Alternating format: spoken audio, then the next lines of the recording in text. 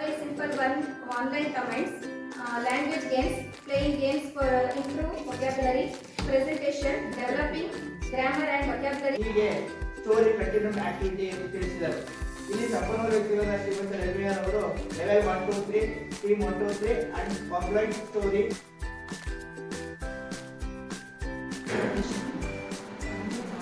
I am white.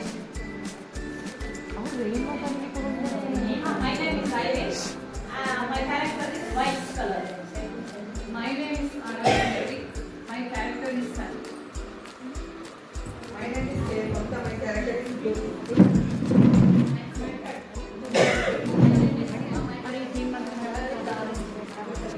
My name is Raisa Sisura. My character is brown. I am black. My name is Ranga. Put together. Thank you, Father.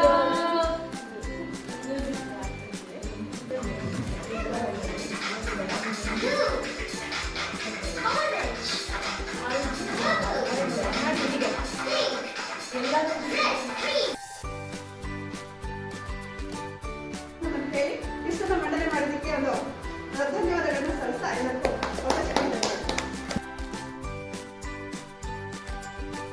ವರ್ಡ್ಸ್ಗಳನ್ನ ಓದುವ ಉದಾಹರಣೆಗೆ tone ಅಂತ ಇದೆ right Abel eight ಇದಕ್ಕೆ ಇನ್ನೊಂದು ಅಕ್ಷರಗಳನ್ನ ಸೇರಿಸಿದ್ರೆ stone right table chair bill ಅದೇ ರೀತಿ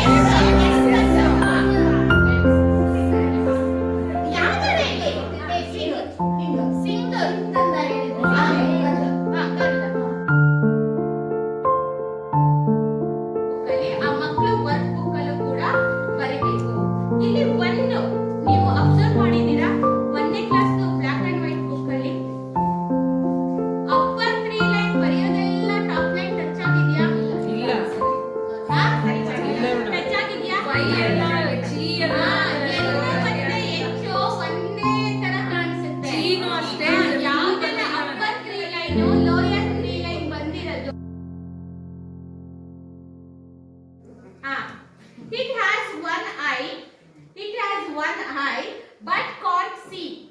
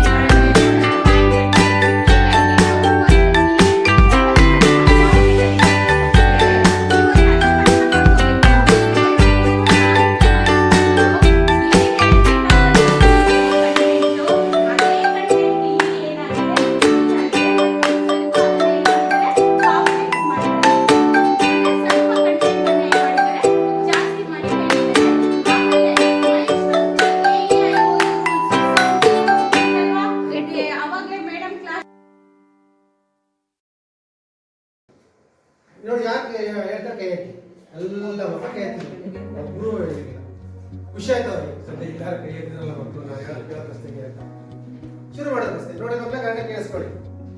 ನಾನು ಬೆಳಗ್ಗೆ ಹಾಸನದಿಂದ ಹೊರಟಿದ್ದೇನೆ. ಹಾಸನದಿಂದ ಹೊರಟು ಅಲ್ಲಿಂದ ಅಕ್ಕಲಗೋಡು ಹೋಗಿದ್ದೆ. ಮತ್ತೆ ನಾನು ಅಲ್ಲಿಂದ ಹೊಳೆಶ್ವರಕ್ಕೆ ಹೋದೆ, ಮತ್ತೆ ಹಾಸನಕ್ಕೆ ಹೋದೆ. ನನ್ನ ವಯಸ್ಸು ಎಷ್ಟು ಹೇಳಿ ನೋಡೋಣ ಅಂತ ಕೇಳಿದ್ರು ಅಷ್ಟೇ. ವಯಸ್ಸು ಗೊತ್ತಾಗಿಲ್ಲ, ಹೇಳಿ ಯಾರು ಬೇಕಾಗಿಲ್ಲ ಹೇಳಿವ ಅಂತ ಯೋಚನೆ ಮಾಡಿ ನೂರಿ ಅಲ್ಲ ಕಡೆ ಇವ್ರು ಆಶ್ಚರ್ಯ ನೋಡಿ ಯಾವ ತರ ಸೂತ್ರ ಹಾಕಿ ಕ್ಯಾಲ್ಕುಲೇಷನ್ ಮಾಡಿ ಬಾಪ ಹೆಂಗೆ 23 ವರ್ಷ ಸರ್ ಇವ್ರಿಗೆ ಅರ್ಧ ಕ್ರಾಕ್ಸ ನಮ್ಗೆ 20 ವರ್ಷ ಇವನ್ಗೆ ಅರ್ಧ ಕ್ರಾಕ್ಸ ನಮ್ಗೆ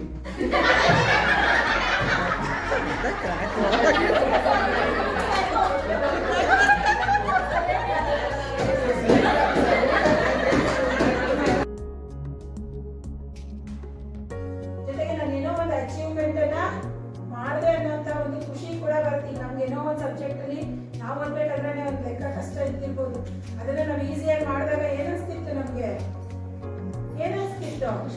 ಹೌದಲ್ವಾ? ಯಪ್ಪ ನಾನು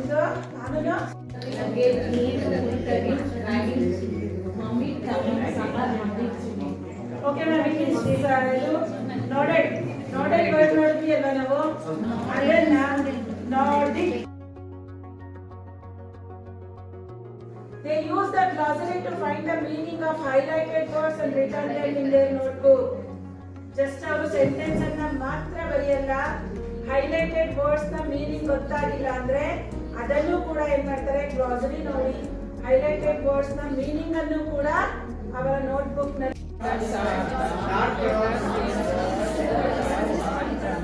ನಾವು ವರ್ಡ್ ಅನ್ನ ಪ್ರನೌನ್ಸ್ ಮಾಡಬೇಕಾದ್ರೆ ಆ ಲೆಟರ್ಸ್ ಅನ್ನ ಏನ್ ಮಾಡಲ್ಲ,